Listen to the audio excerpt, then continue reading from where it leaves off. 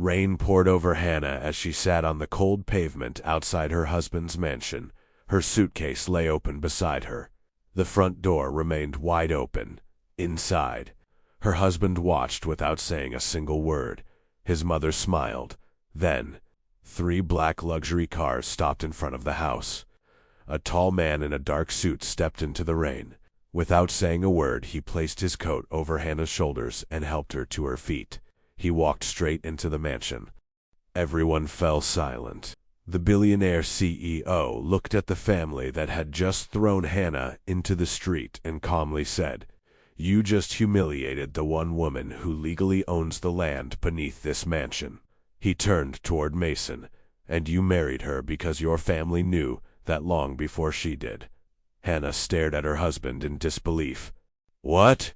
If you love emotional stories filled with shocking betrayals, impossible love, and twists you never see coming, subscribe to Forbidden Hearts and join us for a new story every week, 6 hours earlier. Hannah Reed stood in front of the bedroom mirror, smoothing the wrinkles from her pale blue dress for what felt like the 10th time. It wasn't expensive. She had bought it months ago after setting aside a little money from her flower shop, hoping there would eventually be an occasion worthy of wearing it. Tonight, she believed, was that occasion. The Caldwell family was celebrating Eleanor Caldwell's 65th birthday, and for the first time in years, Hannah had personally received an invitation instead of learning about the event through Mason. She allowed herself a small smile. Maybe things are finally changing. From downstairs came the sound of a car horn. Mason was waiting. When Hannah stepped outside, he barely looked up from his phone. "You ready?" She nodded. "What do you think?" she asked softly, turning once in the dress. "Does it look okay?" Mason glanced at her for barely a second. "It's fine, fine." That single word erased the excitement she'd carried all afternoon. Still, she smiled anyway. During the drive to the Caldwell estate, silence settled between them. The windshield wipers swept back and forth as gray clouds gathered overhead. Hannah tried again. Your mother sounded different on the phone. Mason kept his eyes on the road. "She's in a good mood. She actually asked me to come early." I'm sure she did. There was something strange about the way he answered. Not cold, not angry, just distracted, as if he were rehearsing something in his mind. 20 minutes later, the iron gates of the Caldwell estate slowly opened. The mansion looked exactly as intimidating as it had the first day Hannah visited it after becoming engaged. White stone walls, perfect gardens, fountains, luxury cars parked along the circular driveway. Everything about the place whispered one message: you don't belong here. A valet opened Hannah's door. Before she could thank him, Eleanor's voice echoed across the entrance hall. "There you are." Hannah looked up. Eleanor descended the grand staircase wearing an elegant emerald gown and a smile that never reached her eyes. "I was beginning to think you'd forgotten how to dress appropriately." Several guests laughed politely. Hannah forced herself to smile. "Happy birthday, Eleanor. It's Mrs. Caldwell during formal events. Of course. I'm sorry." Eleanor stepped closer, inspecting Hannah from head to toe. "That dress is charming." A brief pause. "It almost looks expensive." More restrained laughter. Hannah lowered her eyes. Mason stood only a few feet away. He heard every word. He said nothing. A familiar ache settled in Hannah's chest. She had spent 4 years hoping that one day her husband would simply say, "Enough. She's my wife," but that day never seemed to come. Trying to change the subject, Hannah held out the bouquet she had arranged herself that morning. White peonies, blue hydrangeas. Eleanor accepted it without even looking. She handed it to a housekeeper. "Put it somewhere in the kitchen, not the dining room, not the entrance, the kitchen," as if it belonged with the staff. The sting was immediate. Before Hannah could recover, another voice interrupted. "Mason." Everyone turned. A tall brunette wearing an elegant cream-colored dress crossed the room with effortless confidence. She kissed Mason on the cheek. "It's been too long." Mason smiled. A real smile. Warmer than any Hannah had seen from him in weeks. "Hannah," Eleanor said casually, I'm surprised you've never met Celeste Monroe. Celeste extended her hand. I've heard so much about you. Hannah shook it politely. Nice to meet you. Celeste's smile lingered just a little too long. So, you're the famous Hannah. The way she emphasized the word famous made Hannah's stomach tighten. Guests slowly gathered in the dining room. Crystal chandeliers reflected across polished silver. Every seat carried a name card. Hannah searched for hers. She stopped. Her chair had been moved. Instead of sitting beside Mason, she had been placed at the opposite end of the enormous table, nearly as far away from him as possible. She looked toward her husband. He noticed. He simply pulled out another chair, the one beside Celeste. Hannah felt something crack inside her. She wanted to believe it was an innocent seating arrangement. She wanted to believe she was imagining things.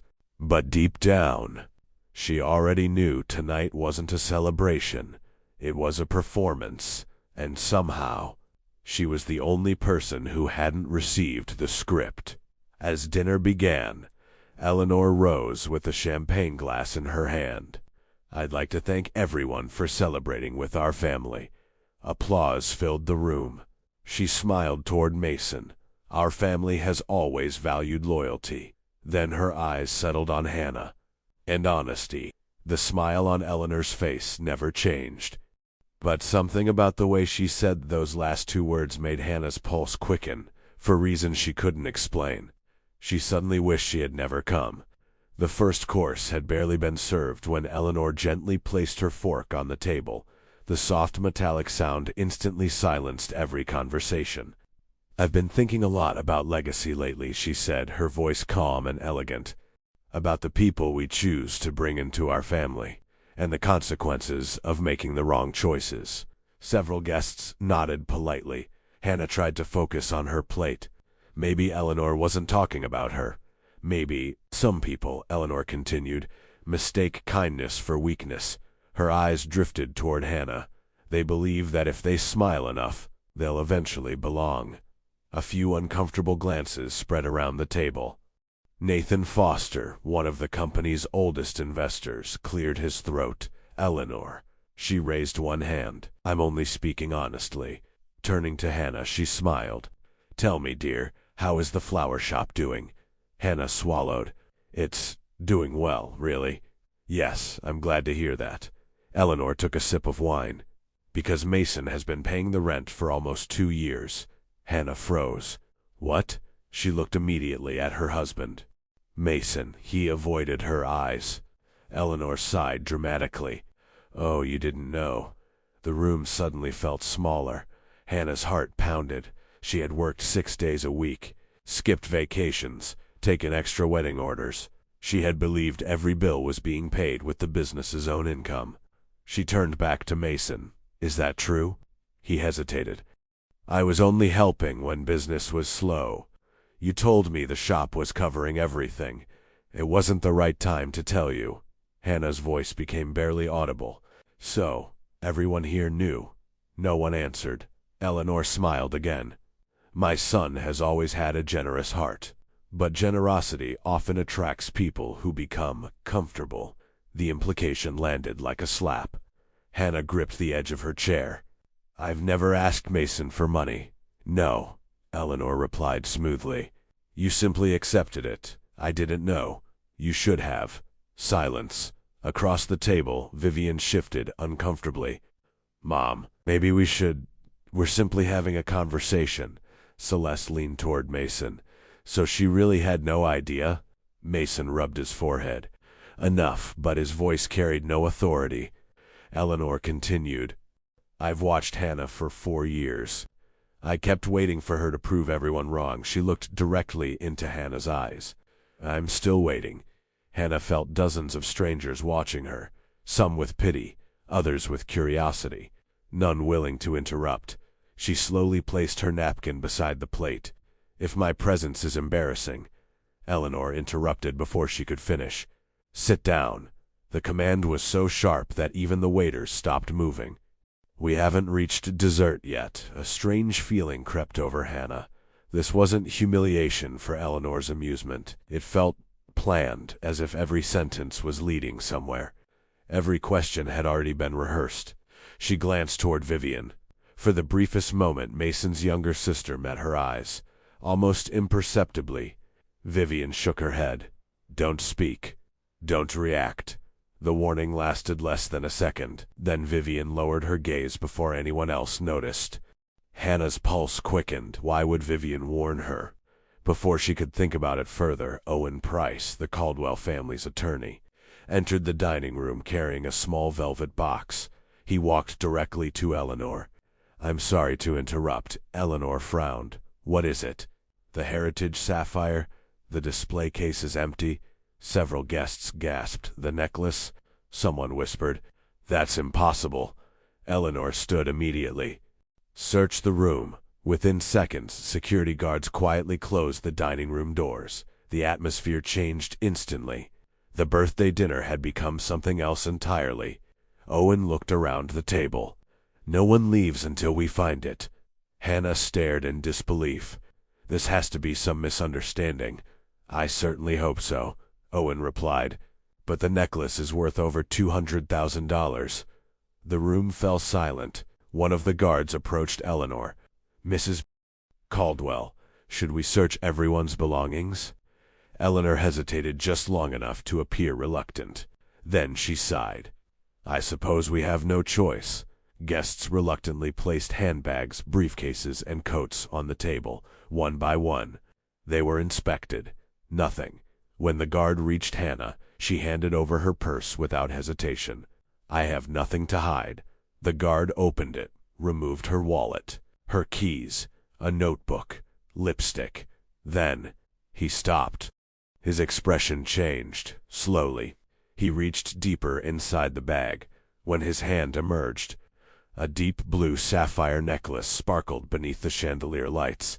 The entire room gasped. Hannah's face turned white. "No." She stood so abruptly, her chair crashed onto the marble floor. "No, that's impossible. I've never seen that necklace before." Nobody answered. She looked desperately toward Mason. "Mason, tell them you know I would never." But her husband remained perfectly still. His silence hurt far more than the accusation itself. Then Eleanor quietly folded her hands. "I was willing to overlook many things." She looked at Hannah with cold disappointment. "But I will never tolerate a thief sitting at my family's table." The silence that followed Eleanor's accusation felt heavier than the storm gathering outside. Hannah stared at the sapphire necklace lying on the white tablecloth as if it had appeared by magic. "There has to be a mistake," she whispered. "Someone put it there." "No one touched your purse," Owen Price replied calmly. "Several guests witnessed the search. I've never even seen that necklace before." Eleanor folded her napkin with disturbing composure. "Every guilty person says exactly the same thing." Hannah looked around the table, hoping someone, anyone, would speak for her. No one did. Her eyes found Mason. He remained seated, his hands clasped together, avoiding her gaze. "Mason," her voice cracked. "Tell them." He inhaled slowly. "Hannah, look at me." For a long moment he said nothing. Then he spoke so quietly she almost wished he hadn't. "Maybe. You should just cooperate." She blinked. "What?" "If we handle this privately, it won't become a police matter." The words hit harder than the accusation itself. "You think I stole it?" "I didn't say that." "Then say I didn't." Another silence. That was all the answer she needed. Tears filled her eyes, but she refused to let them fall. Not here. Not in front of them. Eleanor rose from her chair. "I've protected this family's reputation for decades." She nodded toward the security staff. "Escort Mrs. Caldwell outside." Hannah laughed bitterly. "You don't even want to hear me. I've heard enough. I'm your daughter-in-law." Eleanor's expression never changed. "Not after tonight." One of the guards approached carefully. "Ma'am." Hannah stepped back before he could touch her. "I can walk." Without another word, she picked up her handbag. As she reached the doorway, Eleanor spoke again. "Leave your wedding ring." The request froze everyone in the room. Hannah slowly looked down at the simple gold band she had worn every day for 4 years. She remembered Mason sliding it onto her finger. The promises. The smiles. The future they had imagined. Or perhaps, the future only she had imagined. She slipped the ring off, walked back to the table, placed it beside Mason's untouched wine glass. It made almost no sound, yet somehow it echoed through the entire room. She looked at him one last time. "If this is who you've always been." Her voice trembled. "Then I never knew you at all." Mason closed his eyes, but he still didn't stop her. The rain was pouring when the mansion doors closed behind her.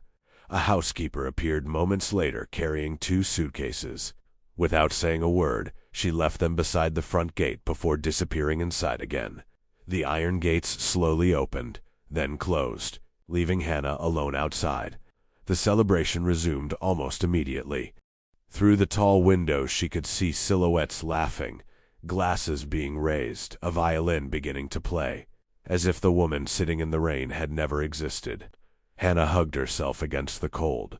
She reached for her phone. No signal. A notification appeared. "Your joint accounts have been removed." Another. "Access to the Caldwell residence has been revoked." Her apartment keys, the security system, even the garage. Everything had already been changed. They planned everything. She whispered the words to herself. Not tonight, long before tonight. A sob escaped before she could stop it. She buried her face in her hands. Minutes passed, or maybe an hour. She no longer knew. Searching inside her purse for a tissue, her fingers brushed against something stiff tucked inside a hidden pocket. A business card, cream-colored, old, slightly worn at the edges. Only one name, Nathaniel Cole, and beneath it, a private phone number. Her breathing slowed. She remembered exactly when he had given it to her, 3 years earlier. A hospital waiting room. She had spent the entire night beside an elderly florist recovering from emergency surgery. Nathaniel had been there visiting a business partner. They had spoken for less than 10 minutes. Before leaving, he had handed her the card. "Keep this," she had laughed. "I don't even know you, no. But one day you might need someone who already knows enough about you." She'd almost thrown the card away. Instead, she had forgotten it, until now. Rain dripped from her fingertips as she stared at the number. Her thumb hovered above the screen. She whispered, "It can't." But where would she go? Her mother was gone. She had no siblings, no savings she could access. Her husband had abandoned her. Slowly, she pressed call. It rang once. Twice. On the 3rd ring, a man's calm voice answered. "Nathaniel." Hannah couldn't speak. She covered her mouth, trying to control her breathing. "Hannah," she froze. He recognized her voice, without her saying a single word. A tear rolled down her cheek. "You remembered me? I was hoping you'd never need this number." More silence. Finally, she whispered, "You told me to call, when I had nowhere left to go." The line remained quiet for 2 long seconds. Then Nathaniel spoke. His voice was no louder than before, but every word carried absolute certainty. "Stay exactly where you are. I'm coming." The call ended. Hannah looked at the dark screen. She didn't know why, but for the first time that night, she no longer felt completely alone. Almost 11 minutes later, the distant sound of engines broke through the rain. 3 black luxury sedans turned onto the private road leading to the Caldwell estate. The lead vehicle stopped directly in front of the mansion gates. The rear door opened. A tall man in a charcoal suit stepped into the rain. Nathaniel Cole had arrived. He looked first at the mansion, then at Hannah, and the expression on his face told her one unmistakable thing. Someone was about to regret what they had done. Nathaniel crossed the wet pavement without hurrying. 2 men followed several steps behind him, both carrying leather folders. A third remained beside the lead car, watching the mansion gates. Hannah stood before he reached her. Rainwater ran from her hair onto the collar of her dress. Nathaniel's eyes moved over the suitcases, the soaked clothes, and the bruise forming around her wrist where one of the guards had grabbed her. His jaw tightened. "Did they hurt you?" "No." He looked at the mark. "That wasn't the question." Hannah pulled her sleeve down. "They threw me out, I can see that. And now you're here." There was no gratitude in her voice, only confusion. Nathaniel removed his coat and placed it around her shoulders. It was warm from his body. "Why?" she asked. His gaze lifted toward the mansion. "Because they made a mistake." One of his attorneys stepped forward. "Mr. Cole, we should speak inside." Hannah shook her head. "I'm not going back in there." Nathaniel looked at her. "You don't have to." Then he turned toward the gates. "They can come to us." The attorney pressed a button on the intercom. Less than a minute later, the front doors opened. Owen Price appeared beneath a black umbrella, followed by Eleanor and Mason. Eleanor's expression shifted when she recognized Nathaniel. Not surprise, recognition, and fear. "What are you doing here?" she asked. Nathaniel ignored the question. He handed one of the folders to Owen. "Read the first page." Owen opened it with visible reluctance. His eyes moved rapidly across the document, then stopped. "That's not possible." Eleanor turned sharply. "What is it?" Owen lowered his voice. "The property title. To this estate." "Yes." Eleanor laughed once, a cold, disbelieving sound. "This land has belonged to the Caldwell family for 47 years. Nathaniel looked at Hannah. "No. Your family has occupied it for 47 years. Mason stepped closer. "Hannah, don't listen to him. You don't know what he wants." She stared at him. "What do you want, Mason?" His face tightened. "I want to explain. You had 4 years. This is different. Because he's here?"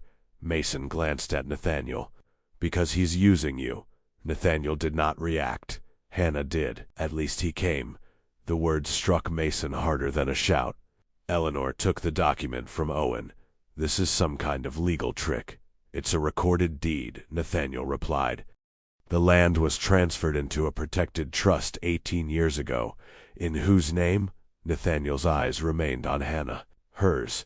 Hannah's breath caught. "That's impossible. You were the sole beneficiary from the moment the trust was created. I don't own anything. You own more than anyone in that house ever told you." Eleanor's fingers tightened around the pages. "This document changes nothing. It changes tonight." Nathaniel's tone became colder. "Your security team removed the legal owner of this property by force. Your household staff placed her belongings outside. Her access codes were revoked, and her financial accounts were blocked." Mason frowned. "I didn't block her accounts." Hannah turned toward him. "They were blocked 10 minutes after I left." Mason looked at Eleanor. "What did you do?" "Protected you. You had no right." Eleanor faced him slowly. "I had every right." That answer told Hannah more than Mason's denial. The money, the house, her marriage. Eleanor had controlled all of it. Nathaniel's attorney opened a second folder. "Mrs. Caldwell. Any further attempt to remove Miss Reed from this land will be considered unlawful interference with trust property." Eleanor looked at Hannah with open hatred. "You planned this." Hannah nearly laughed. "I didn't even know the land existed, but he did." Eleanor pointed at Nathaniel. "He has been waiting for this." Nathaniel did not deny it. That frightened Hannah more than Eleanor's accusation. She turned to him. "How long have you known?" "Long enough. That isn't an answer." "No." His honesty was almost as unsettling as a lie. Mason stepped off the stone path and into the rain. "Hannah, come with me. We'll go somewhere private." She moved back. He stopped. For the first time she saw panic in his face. Not fear of losing her. Fear of what she might learn. Nathaniel saw it too. "Tell her," he said. Mason's expression hardened. "This has nothing to do with you. It has everything to do with why she called me. I didn't know she had your number." "No," Nathaniel said. "Your mother made sure she thought she had no one." Eleanor's voice sharpened. "That is enough." Nathaniel turned toward her. "Then perhaps you should explain why your son spent 11 months trying to locate Hannah Reed before their supposed accidental meeting." Hannah felt the rain disappear. The mansion, the lawyers, the road beneath her feet. All of it vanished behind those words. She looked at Mason. "What is he talking about?" Mason said nothing. Nathaniel continued. "He hired a private investigator." "That's a lie," Mason said. Nathaniel's attorney removed a document from the folder. "Invoice records." Travelogues, background searches, all paid through a Caldwell subsidiary. Hannah took the pages. Her hands began to shake. Her old address, her college, the flower shop where she had once worked, her mother's death certificate. Every part of her life had been searched. Months before Mason introduced himself to her at a charity auction, she remembered that night, the spilled champagne, his embarrassed smile, the way he had joked that fate seemed determined to make them meet. It had never been fate. "You found me," she whispered. Mason moved closer. "I was looking for someone connected to the property." "Someone? You? Why?" "I didn't know what my mother was planning, but you knew my name." "Yes, you knew who my mother was." He hesitated. "Yes." The admission cut deeper than the necklace. Hannah's voice cracked. "Was anything between us real?" Mason looked at her as though the answer might save him. "I fell in love with you. That wasn't my question." He opened his mouth. Nothing came out. Nathaniel gently took the papers from her before the rain destroyed them. "You don't need to hear the rest here. I need the truth. You won't get it from people who have rehearsed their lies." Eleanor stepped forward. "You have no authority over her." Nathaniel's gaze hardened. "Neither do you." Hannah looked at the mansion one last time, then at Mason. "I'm leaving." "With him?" Mason asked. "With myself." She walked toward the waiting car. Nathaniel followed but did not touch her. Inside the vehicle, silence surrounded them. The mansion disappeared behind rain-covered glass. Only when they reached the main road did Hannah speak. "Where are you taking me?" "A hotel in Manhattan. I'm not staying in one of your homes. I didn't offer one." She looked at him. "You knew I wouldn't accept. I know more about you than you're comfortable hearing. Tonight, that's becoming a pattern." Nathaniel looked out the window. "Your mother asked me to protect the trust." Hannah's chest tightened. "You knew my mother?" "Yes." "How?" He reached for a small metal case beside him and opened it. Inside lay a sealed envelope and an old photograph. He handed her the photograph first. Hannah recognized her mother immediately. Ruth Reed looked younger, confident, dressed in a cream suit Hannah had never seen. Beside her stood Arthur Caldwell, Mason's late grandfather. They were not standing like employer and servant. They stood side by side behind a table covered with legal documents. Both were holding pens. On the wall behind them, a sign read, "Caldwell Red Development Company." Hannah turned the photograph over. A handwritten note covered the back. It was her mother's writing. "The company was mine before they'd made me disappear from it." Hannah stared at the photograph for so long that the city outside the car disappeared into blurred lights. Her mother stood beside Arthur Caldwell with quiet confidence, not the timid posture of an employee. They looked like equals, business partners. She turned the picture over again, tracing the familiar handwriting with trembling fingers. "The company was mine before they made me disappear from it." Her throat tightened. "My mother cleaned this family's house," she whispered. Nathaniel looked at her. "No, she told me she worked for them." "She did." Hannah frowned. "Then why would she write this?" "Because by the time you were old enough to understand, the truth had already been rewritten." Silence filled the car. Nathaniel nodded toward the photograph. "Arthur Caldwell needed someone with vision. Your mother had studied architecture and urban planning before she ever met him." Hannah blinked. "That's impossible." "Why?" "She never went to college. That's what she wanted you to believe." Nathaniel opened another folder. Inside were copies of university records, awards, architectural sketches, signed contracts. Every page carried the same name, Ruth Eleanor Reed. Hannah felt as if she were looking at a stranger.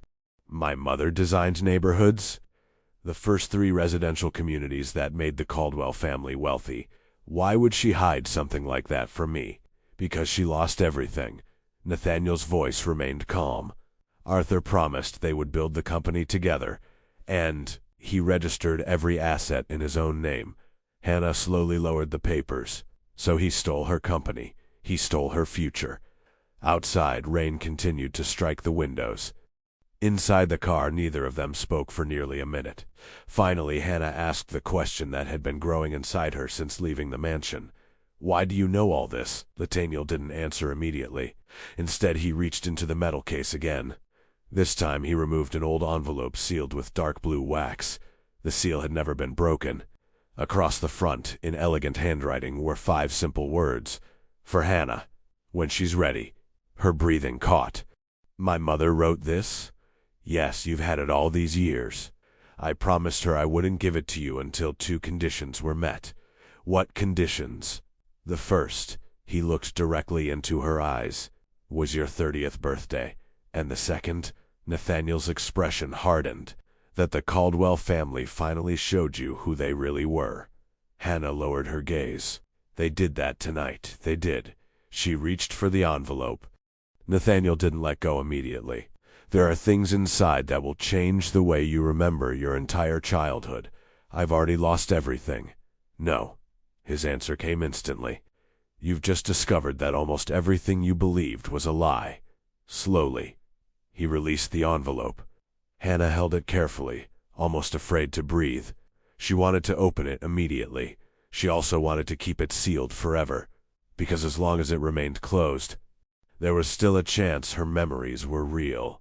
Nathaniel's phone suddenly vibrated. He glanced at the screen. His expression changed. What is it? Hannah asked. He didn't answer. Instead, he looked toward the driver. Turn around. The driver immediately exited the highway. What's happening? Nathaniel slipped the phone back into his pocket. Someone just entered your flower shop. Hannah's heart skipped. At this hour? It's after midnight. Maybe the alarm. It wasn't the alarm. He looked out the windshield. It was the security camera. You have cameras in my shop? No. She frowned. Then how do you know? Nathaniel hesitated for the first time that night. Finally, he answered. Because after your mother died, I quietly paid for the security company that protects your business. Hannah stared at him in disbelief. You've been watching me? I've been making sure no one else was. The answer didn't comfort her. It unsettled her. You don't get to decide my life. I know. You should have told me. I couldn't. You chose not to. Nathaniel accepted the accusation without defending himself. Perhaps. The car turned onto the familiar street where Hannah's flower shop stood. Blue and red police lights reflected against the wet pavement. The front window had been shattered. Flowers lay scattered across the sidewalk. The wooden sign she had painted with her own hands was broken in half. Hannah pushed the car door open before it had completely stopped. No, she ran through the rain. An officer tried to stop her. Ma'am. Ignoring him, she stepped inside. Broken glass covered the floor. Every shelf had been overturned. Vases lay smashed. The cash register had been ripped open. Nothing had been stolen. It wasn't a robbery. Someone had come there for one reason, to destroy. Her knees weakened. She picked up a crushed bouquet of white peonies from the floor, the flowers she had arranged that morning for Eleanor's birthday. A police officer approached. Are you Miss Reed? Yes, we found something. He handed her a small white envelope. It was left on your workbench. There was no address, no stamp, only her name, Hannah. With shaking fingers, she opened it. Inside was a single sheet of paper, typed. No signature, just one sentence. Stop looking into your mother's past, or you'll lose far more than a flower shop. Hannah looked up, across the street. A black sedan pulled away from the curb. She couldn't see the driver, but she had the unmistakable feeling. Someone had stayed just long enough to watch her read the message. The note remained in Hannah's hand long after the black sedan disappeared into the rain. Nathaniel took the paper from her and read it once. His expression didn't change. They're scared. Hannah looked around the wreckage of her flower shop. My entire business was destroyed. They didn't come for the flowers. She frowned. They were looking for something. Police officers photographed the damage while technicians dusted shattered shelves for fingerprints. One detective approached Nathaniel. Nothing valuable was taken. Nathaniel nodded. Exactly. The detective looked confused. This wasn't a burglary. It was a search. Hannah slowly turned toward him. What could they possibly be searching for? Nathaniel's answer came without hesitation. They think your mother left something behind. The trust? No. The original evidence. Hannah felt another wave of confusion. You said everything was inside the trust. I said the trust protects your inheritance. He folded the anonymous letter and placed it inside his jacket. I never said your mother stopped collecting proof. By sunrise, the flower shop had been sealed for investigation. Nathaniel reserved an entire floor of a quiet boutique hotel overlooking Central Park. When Hannah stepped into the suite, she immediately stopped. It's too much. It's temporary. I can't accept this. You aren't. He placed a key card on the kitchen counter. The room is registered in the trust's name. She looked at him suspiciously. Everything seems to belong to this trust. Nathaniel almost smiled. Almost. The answer irritated her. I don't like when you answer questions with half the truth. I've noticed. She crossed her arms, then stopped doing it. Before Nathaniel could answer, someone knocked on the suite door. One of his security officers entered. Sir. He hesitated after noticing Hannah. She's here. Nathaniel sighed quietly. I'll handle it. But the woman had already walked into the room. She was wearing sunglasses despite the cloudy morning. Perfect makeup, elegant white coat, confident posture. Hannah recognized her instantly. Celeste Monroe. The woman sitting beside Mason at dinner. The woman who had announced her pregnancy. For a few seconds, neither woman spoke. Then Celeste slowly removed her sunglasses. I asked them not to tell you I was coming. Nathaniel looked irritated. They ignored me. I insisted. Celeste's eyes settled on Hannah. You probably hate me. Hannah laughed without humor. I barely know you. You should. No. Hannah replied quietly. I should know why you smiled while my marriage was falling apart. Celeste lowered her eyes. I wasn't smiling because I was happy. Then why? Because Eleanor was watching me. Silence. Nathaniel remained near the window. He clearly knew why Celeste had come. He simply wasn't interfering. Celeste took a slow breath. I owe you an apology. Hannah didn't answer. I knew Eleanor planned to embarrass you. You could have warned me. I tried. When? I called your flower shop 3 times this week. Hannah frowned. I never received any calls. Eleanor made sure you wouldn't. Celeste reached into her handbag. She removed her phone. I recorded something. She placed it on the table. It's from yesterday, the audio began. Eleanor's unmistakable voice filled the room. Tomorrow night everything ends. The necklace goes into Hannah's purse before dinner once the guests see it. Mason files for divorce immediately. No judge will question a wife caught stealing family property. Hannah stopped breathing. She looked toward Nathaniel. He was listening carefully, his face unreadable. The recording continued. Then another voice entered. Owen. And the pregnancy? Eleanor answered without hesitation. It gives Mason a reason to move on quickly. The recording ended. The room became silent. Hannah stared at Celeste. The pregnancy is real. Celeste's answer came immediately. But the rest wasn't. You agreed to this? My father owes Eleanor almost $4 million. She swallowed. If I refused, she'd destroy my family. Hannah slowly sat down. Everything she thought she understood had become even more complicated. Finally she asked, Is the baby Mason's? Celeste looked away. Several long seconds passed. Then, no. Hannah blinked. What? Mason isn't the father. Nathaniel turned toward her for the first time since the conversation began. Does Eleanor know? No. Who does? Only me. And now you. Hannah stared in disbelief. Then why would you let everyone believe? Because that's what Eleanor wanted. Celeste's voice broke. And because I needed time. Time for what? To escape? The room fell quiet again, for the first time. Hannah saw not a rival, but another woman trapped by Eleanor Caldwell. Celeste reached into her handbag once more. This time, she removed a small flash drive. I stole this from Owen's office. Nathaniel's attention sharpened instantly. What is it?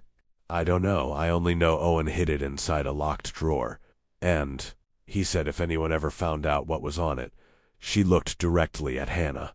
The Caldwell family would lose everything. Nathaniel stepped forward. Why give it to us? Celeste smiled sadly. Because after watching what they did to you, I realized none of us are safe. Nathaniel picked up the flash drive. But before anyone could plug it into a computer, his phone rang. He answered immediately. Only 3 words were spoken on the other end. Nathaniel's expression changed completely. What happened? Silence. He listened, then ended the call. Hannah stood. What is it? Nathaniel looked at both women. Mason Caldwell has disappeared. A heavier silence followed. He left his car on the side of the highway. The driver's door was open. There was blood inside. Nathaniel looked down at the flash drive in his hand, then back at Hannah. I don't think your husband ran away. He paused. I think someone got to him before he could talk. The words lingered in the room long after Nathaniel ended the call. I think someone got to him before he could talk. Hannah stared at him. What do you mean, blood? Nathaniel picked up his car keys. It wasn't enough to confirm he was attacked, but it wasn't enough to rule it out either. I have to find him. Hannah immediately grabbed her coat. I'm coming. No, I'm his wife. Nathaniel met her eyes. You may also be the reason someone wants him alive. She frowned. What does that mean? It means Mason knows something, and if he was willing to tell you, he became dangerous. 40 minutes later, they arrived at a deserted stretch of highway just north of White Plains. Police lights reflected off the wet pavement. Mason's black SUV still sat on the shoulder. The driver's door remained open. Rain had washed away most of the blood, but not all of it. Hannah stepped closer. Her breathing became uneven. Mason, a detective, approached Nathaniel. We found no body, no footprints either. The rain destroyed everything. Nathaniel looked inside the vehicle. The dashboard was untouched. His wallet remained in the center console. His watch lay on the passenger seat. Whoever had taken Mason hadn't cared about robbery. They had wanted only one thing: him. As forensic investigators worked around the vehicle, Hannah noticed something partially hidden beneath the driver's seat. A folded piece of paper. She bent down before anyone else saw it. It wasn't soaked, which meant it hadn't been there long. She quietly slipped it into her coat pocket. Nathaniel noticed, but said nothing, not until they returned to the hotel. Once the suite door closed, he looked at her. You found something. Hannah slowly removed the folded paper. I didn't know if I should tell the police. Nathaniel unfolded it carefully. Inside was half of a torn letter. The handwriting was unmistakably Mason's. Mom, I can't keep lying to Hannah anymore. She deserves to know why I looked for her. The rest of the page had been ripped away. Hannah's hands trembled. He wrote this. Nathaniel nodded, and someone tore it apart. She sat down heavily. I don't understand. He could have divorced me years ago. He could have taken whatever your family wanted. Why now? Nathaniel remained thoughtful. Because something changed. An hour later, Vivian Caldwell requested a private meeting. Against Nathaniel's advice, Hannah agreed. They met in a quiet cafe before sunrise. Vivian looked exhausted. Dark circles framed her eyes. She hadn't slept. The moment she saw Hannah, she burst into tears. I'm sorry for everything. Hannah remained silent. Vivian wiped her face. You always thought I was just another member of my family. I wasn't. You never defended me. I know. I was a coward. She lowered her head. My mother controls everyone around her. She controlled me too. Hannah took a slow breath. Why are you here? Vivian reached into her purse. She removed a small digital voice recorder. I've kept this for almost 5 years. You need to hear it. She pressed play. Static. Then Eleanor's voice. You don't need to love her. You only need her to trust you. Hannah froze. Mason answered. And after we marry? Eleanor laughed softly. You stay married until the trust becomes irreversible. After that, you can leave her whenever you want. The recording ended. Hannah couldn't breathe. She looked at Vivian. When was this? It's the week before Mason met you. Every memory she had treasured, every coincidence, every first date, every smile, collapsed in an instant. So, she whispered, he chose me. Vivian shook her head. No, he chose to obey. The distinction hurt even more. Nathaniel, who had remained silent until now, finally asked, Why are you giving us this today? Vivian hesitated. Because that wasn't the whole conversation. What do you mean? There was another recording. Where is it? Vivian swallowed hard. Mason took it. When? The night Mom found out I'd recorded them. Nathaniel's eyes narrowed. He never destroyed it. I don't think he could. Hannah looked up. Why? Vivian smiled sadly. Because by then, he was already in love with you. Silence settled over the table. Nathaniel studied Vivian carefully. Then whoever took him is looking for it. Vivian slowly nodded. And if they don't find it, she looked directly at Hannah. They'll assume he already gave it to you. Before anyone could speak again, Vivian's phone vibrated. She answered instinctively. No one spoke on the other end, only slow breathing. Then, a distorted voice. If Hannah wants her husband back, tell her to open the box her mother left. The call disconnected. Every color drained from Vivian's face. Nathaniel stood immediately. They know about the box. Hannah's heart began pounding. The sealed envelope, the one her mother had left, still unopened. Nathaniel looked directly at her. I don't think your mother only left you a letter. He paused. I think she left something people are willing to kidnap for. No one spoke for several seconds after the phone call. Nathaniel was the first to move. We're leaving. Hannah still held the sealed envelope in both hands. Her fingers trembled. You told me not to open it. I told you not to open it alone. He looked toward his security team. Nobody enters this floor. Within seconds, 2 guards positioned themselves outside the suite. Nathaniel locked the door himself. Only then did he turn back to Hannah. It's time. She stared at the blue wax seal. For years, her mother's last words had been sitting inside that envelope, waiting. Her heart pounded so hard she could barely breathe. What if everything I remember about her disappears? Nathaniel answered quietly. It won't. It already has. He stepped closer. No. He looked directly into her eyes. You'll finally remember who she really was. With careful hands, Hannah broke the wax seal. The paper inside had yellowed with age. A faint scent of lavender still lingered between the folds. It smelled exactly like home. She unfolded the first page. Immediately, she recognized her mother's handwriting. My dearest Hannah, if you're reading this, then they finally stopped pretending to love you. Tears filled Hannah's eyes before she could continue. Nathaniel remained silent. She kept reading. First, you must understand one thing. Nothing that happened to us was your fault. If the Caldwell family ever made you believe otherwise, don't carry their guilt. It was never yours. Hannah wiped away a tear. The next paragraph made her stop breathing. Arthur Caldwell never stole my company alone. He had help. Nathaniel's eyes narrowed. What is it? She handed him the letter. He continued reading aloud. There were 4 signatures on the documents that destroyed my future. Arthur's, Richard Hale's, Margaret Sullivan's, and someone whose name I never discovered. I only knew him by one word, guardian. Nathaniel slowly lowered the page. I've never heard that name. Neither have I. They continued reading. If you're reading this, then the guardian is probably still alive. If so, trust no one connected to the old company. Not even the people who claim they're protecting you. Hannah slowly looked up. Her eyes met Nathaniel's. Neither of them said a word. Because they had both thought exactly the same thing. The warning included him. She continued, Nathaniel Cole is different, but even he doesn't know everything. Nathaniel frowned. What? Hannah handed him the page. For the first time since she'd met him, she watched him lose his composure. He read the sentence 3 times. I've never seen this. There wasn't another letter? No. There wasn't another promise? No. He looked genuinely shaken. The next paragraph explained why. Nathaniel believes he's protecting the trust. He doesn't know the trust is protecting him, too. Silence. Complete silence. Nathaniel whispered, What does that mean?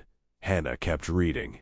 If the guardian ever discovers who Nathaniel truly is, they'll kill him before they come for you. The room suddenly felt colder. Nathaniel slowly sat down. For the first time, he looked afraid.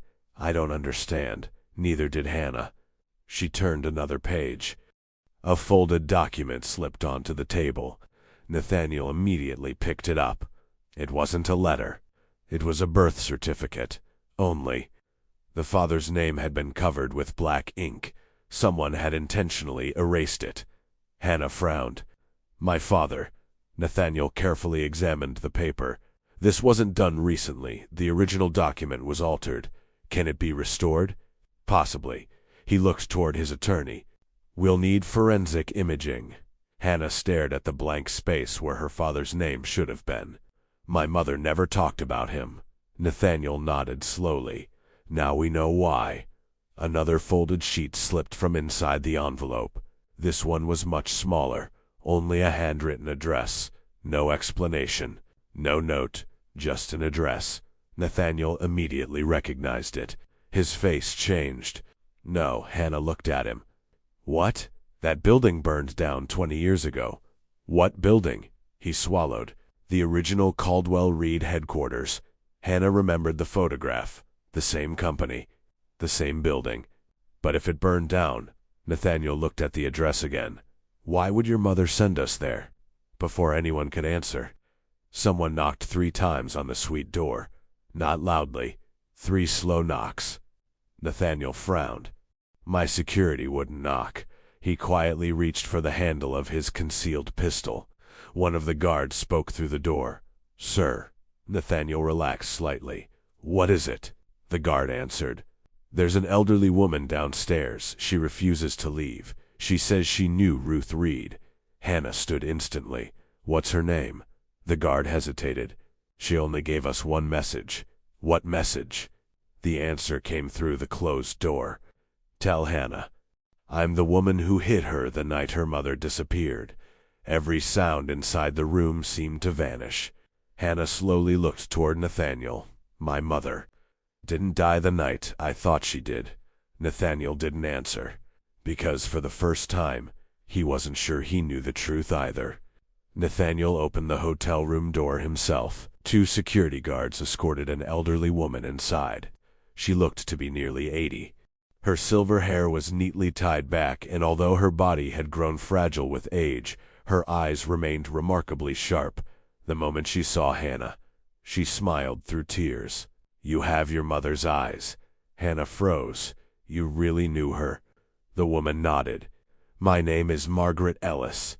She looked around the room before lowering her voice. We don't have much time. Nathaniel exchanged a glance with his security chief. Search the hallway. Within seconds, the guards disappeared. Margaret remained standing. I've spent 23 years making sure no one followed me. Nathaniel pulled out a chair. You should sit. She shook her head. I've been sitting in fear long enough. Her eyes returned to Hannah. The last time I saw your mother. She wasn't dying. Hannah felt her heart stop. What? She was running. The room fell completely silent.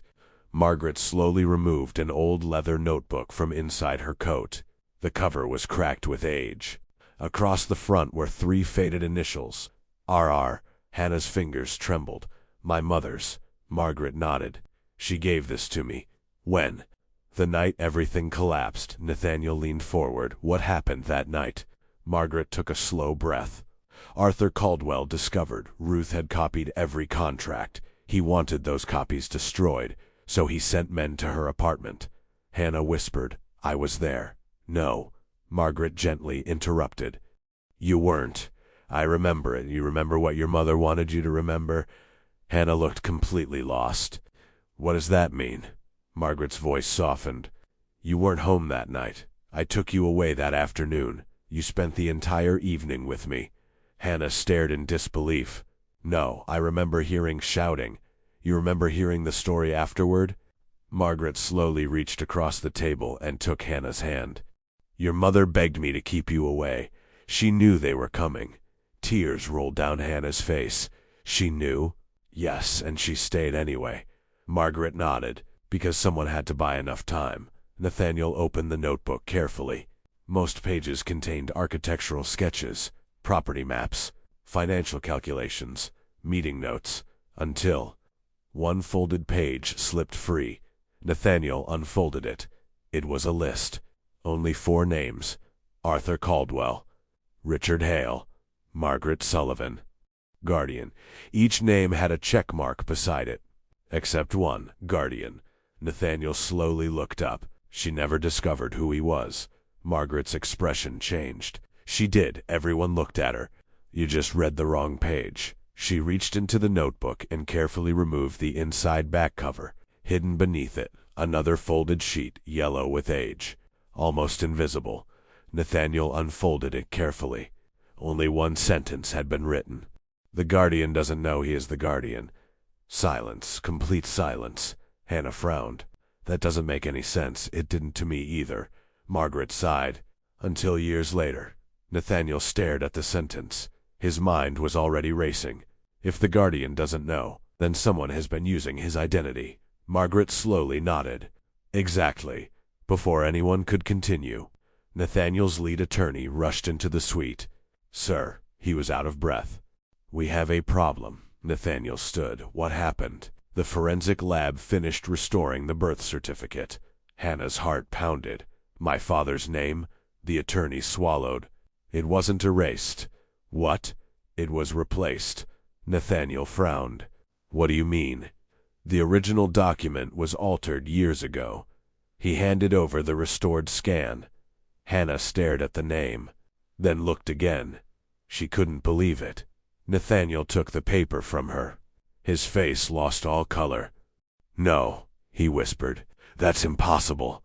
Hannah looked at him. You know him? Nathaniel slowly lowered the document. I knew him. He died 24 years ago. Margaret closed her eyes. I was afraid of that. Hannah stepped closer. Who was he? Nathaniel struggled to answer. Finally, he looked directly into Hannah's eyes. The man listed as your father was the only person who ever raised me. Every person in the room stopped breathing. Hannah barely managed to whisper, What are you saying? Nathaniel's voice was almost inaudible. If this document is genuine, then your father was my adoptive father. He paused, and that means his sentence was interrupted by a deafening explosion. The hotel windows shattered inward. The room plunged into chaos. Security agents immediately threw Hannah and Margaret to the floor. Smoke poured through the broken windows. Fire alarms screamed throughout the building. Nathaniel pulled Hannah behind an overturned table. Then he looked toward the doorway. 3 masked figures were already running down the hallway, and one of them shouted loud enough for everyone inside the suite to hear, Find the notebook. The explosion shook the entire hotel floor. Glass rained across the suite. Smoke poured through the shattered windows. Get down, Nathaniel shouted. One of his security officers pushed Margaret behind a concrete support column just as another blast echoed somewhere below. The fire alarm screamed. Emergency lights flooded the hallway with red flashes.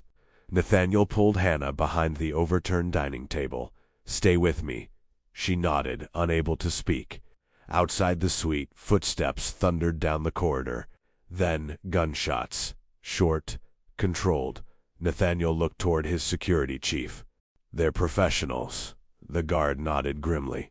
They're not here to kill everyone. They're here for something. The notebook, Hannah whispered.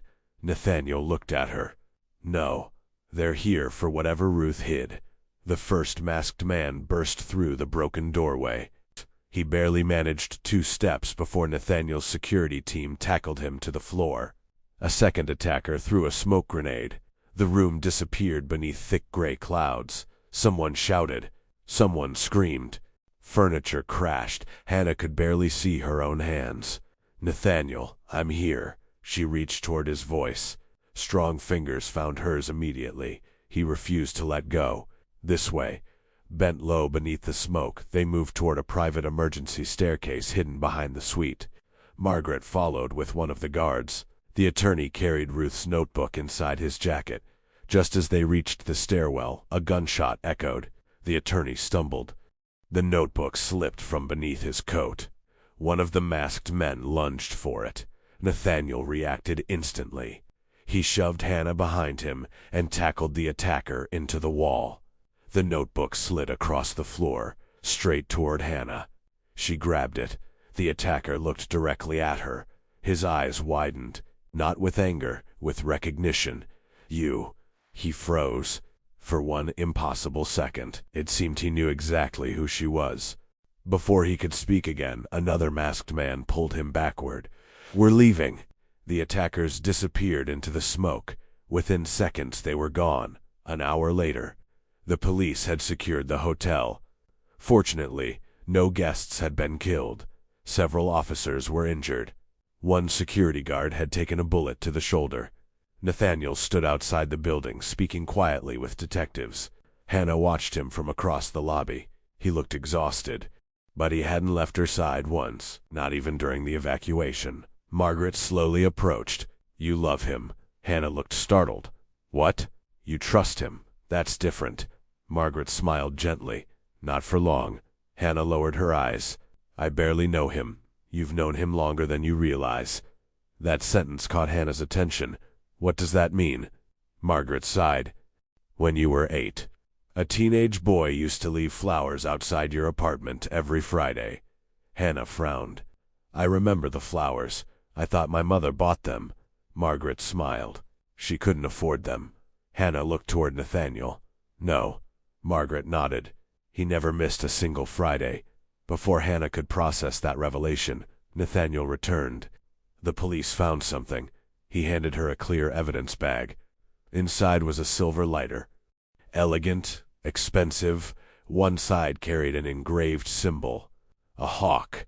Nathaniel stopped walking. His face changed immediately. "I know that emblem, you do?" He nodded slowly. "It belonged to Richard Hale, the lawyer from my mother's letter." "Yes, he died years ago." Nathaniel looked at the lighter. "Apparently not.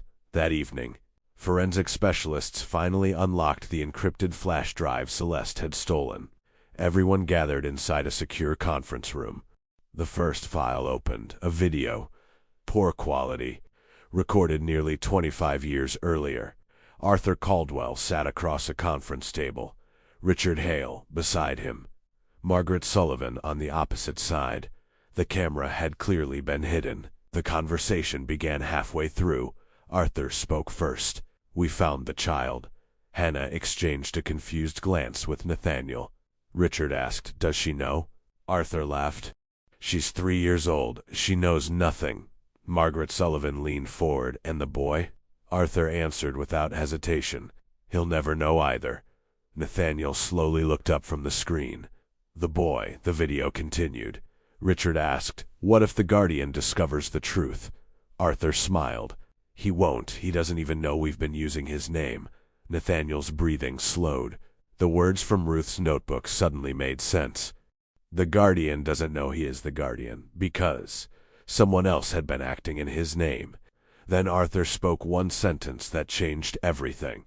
"The day those 2 children discover who they really are, everything we've built collapses." The recording suddenly ended, corrupted. No more footage, no names, no explanation, only silence. Hannah looked at Nathaniel. "The 2 children." He nodded slowly. "I think they were talking about us." No one in the room disagreed. Late that night, Nathaniel stood alone on the hotel's rooftop terrace. The city lights stretched endlessly before him. He barely noticed the cold. Hannah quietly stepped beside him. Neither spoke for several moments. Finally she asked, "Why didn't you tell me about the flowers?" Nathaniel smiled faintly. "I didn't think you'd remember. I do. My mother always said they appeared like magic. They weren't magic." He looked toward the skyline. "They were apologies." She frowned. "For what?" Nathaniel closed his eyes. "My adoptive father made me promise something when I was 16. "What promise?" "To protect a little girl. You." Hannah stared at him. "I didn't even know you." "No, but I knew you." He slowly turned toward her. "I watched your school plays. I attended your graduation. I quietly paid your college tuition after your scholarship was canceled." Hannah's eyes filled with tears. "You? Why?" Nathaniel's voice became almost a whisper. "Because I failed your mother. You couldn't have. I did. I promised I'd tell you everything when you turned 21. "What happened?" He looked away. "The night before your birthday. Someone tried to kill me." Hannah's heart stopped. I spent 8 months recovering. When I finally came back, you were already married to Mason." Neither of them spoke again. The silence between them felt different now. Not uncomfortable. Safe. Hannah slowly reached for his hand. This time, he didn't hesitate. Their fingers intertwined naturally. For a brief moment, the weight of the past disappeared. Then Nathaniel's phone rang. His expression changed the instant he answered. "What?" He listened for only a few seconds. Then the color drained from his face. "The DNA results are back." Hannah's heart pounded. Nathaniel lowered the phone slowly. His voice was barely audible. The restored birth certificate was genuine. He looked directly into Hannah's eyes. "And we were wrong." She frowned. "Wrong about what?" Nathaniel swallowed. "The man who raised me wasn't your father." A long silence followed. "Then who was?" Nathaniel closed his eyes before answering. "The DNA confirms only one thing." He looked at Hannah with disbelief. "My biological father was Arthur Caldwell." The rooftop fell completely silent. Only the wind moved between them. Hannah stared at Nathaniel as though she had misunderstood every word. "Arthur Caldwell." Nathaniel nodded slowly. "The DNA test compared my biological profile with preserved medical records collected during the inheritance investigation." He struggled to continue. There was no mistake. Hannah felt the ground disappear beneath her. "So, you and Mason," Nathaniel answered before she could finish. "No, we aren't related." Relief flashed across her face. Nathaniel continued. "Arthur fathered several children outside his marriage. I was one of them. He abandoned me before I was born. My adoptive father raised me as his own," Hannah whispered, "and he was the man who promised to protect me." Nathaniel nodded. "He worked for your mother.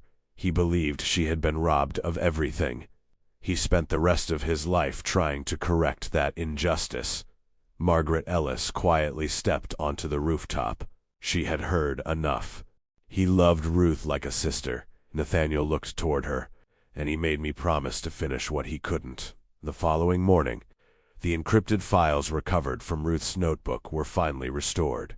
Inside them was a handwritten statement signed by Ruth Reed herself, a complete confession, not of a crime, but of the truth. Nathaniel read it aloud. "Arthur Caldwell never built the company alone. The original investment came from me. The land belonged to my family. Every expansion was financed with my inheritance. When the company became valuable, they removed my name from every document. They threatened my daughter, so I disappeared. Not because I was defeated, but because I needed time to protect Hannah." Hannah closed her eyes. Her mother had never surrendered. She had sacrificed everything to keep her daughter alive. The final page contained something no one expected, a notarized agreement, signed 26 years earlier. Arthur Caldwell, Ruth Reed, Richard Hale, 2 independent witnesses. Nathaniel examined every page carefully, then smiled for the first time in days. "They're finished." Hannah frowned. "What is it?" "This contract." He looked directly at her. "Proves your mother remained the legal majority owner. The Caldwell family never actually owned the company. They only controlled it." 3 days later, every major news network covered the story. "Historic fraud exposed. After 26 years, Caldwell Holdings faces criminal investigation, forgery, corporate fraud, asset theft, witness intimidation. Investigators searched the Caldwell estate. Hidden accounts were frozen. Executives resigned. Board members testified. Richard Hale, who had secretly been living overseas under another identity, was arrested while attempting to board a private jet. Margaret Sullivan surrendered 2 days later. The anonymous attacks, the bombing, the destruction of Hannah's flower shop, the kidnapping of Mason. Everything led back to one coordinated effort to keep Ruth's evidence buried forever. Then came the biggest surprise. Mason was found alive, weak, injured, locked inside an abandoned warehouse. He had been kidnapped by Richard Hale's remaining associates before he could reveal the location of the second recording.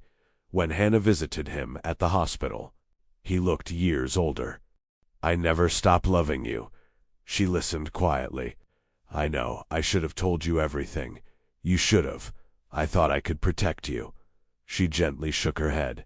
No, you were protecting yourself. Mason lowered his eyes. I was. I don't expect forgiveness. Hannah looked at the man she had once imagined growing old beside. For the first time, she felt no anger, only peace. I forgive you. His eyes filled with tears. But forgiveness, she offered a sad smile, isn't the same as a second chance. She quietly placed her wedding ring on the bedside table, the last symbol of their marriage.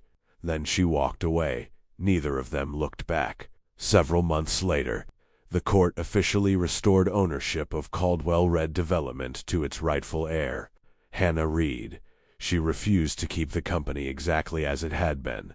Instead, she renamed it Reed Foundation.